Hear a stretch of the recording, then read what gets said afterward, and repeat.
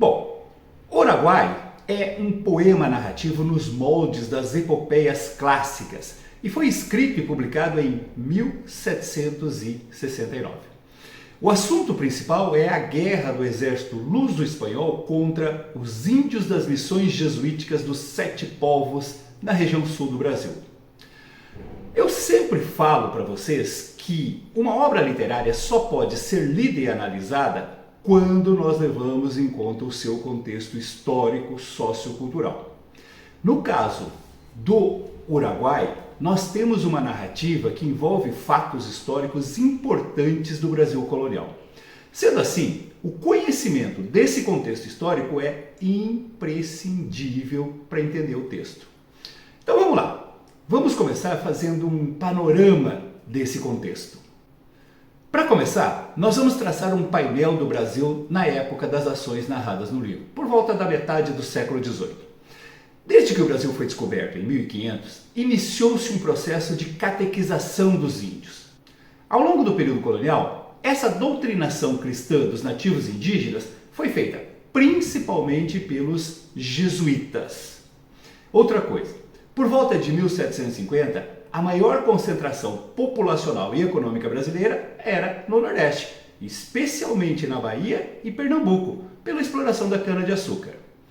Mas nesse período também já se observava uma atividade intensa e crescente em Minas Gerais, devido ao chamado ciclo do ouro.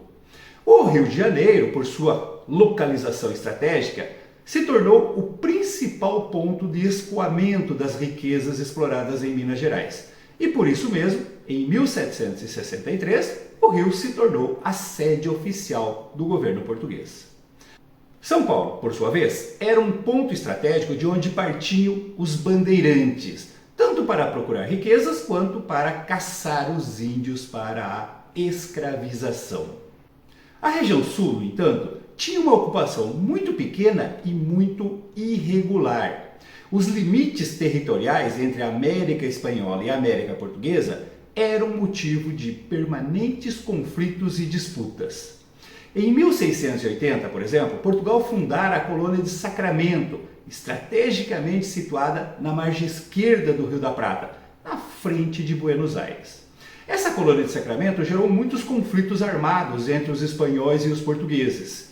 Esses conflitos só foram resolvidos em 1750, com o famoso Tratado de Madrid. Por esse tratado, Portugal entregava Sacramento aos espanhóis e ficava com toda a região da margem esquerda do rio Uruguai, exatamente onde se situavam os Sete Povos das Missões. Perceba que, quando as fronteiras definitivas da América Espanhola e da América Portuguesa foram estabelecidas pelo Tratado de Madrid, em 1750, as ocupações jesuíticas já estavam consolidadas e eram muito prósperas. Então, nós precisamos entender também como estas ocupações surgiram e se consolidaram e o que levou ao conflito, que é o objeto da obra O Uruguai.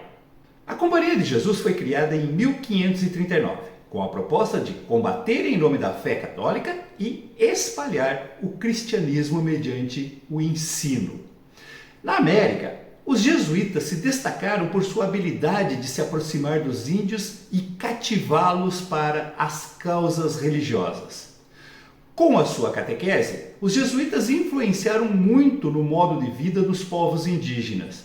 Os jesuítas, com a ajuda dos indígenas, criaram dezenas de reduções, tanto na parte espanhola quanto na parte portuguesa da América do Sul.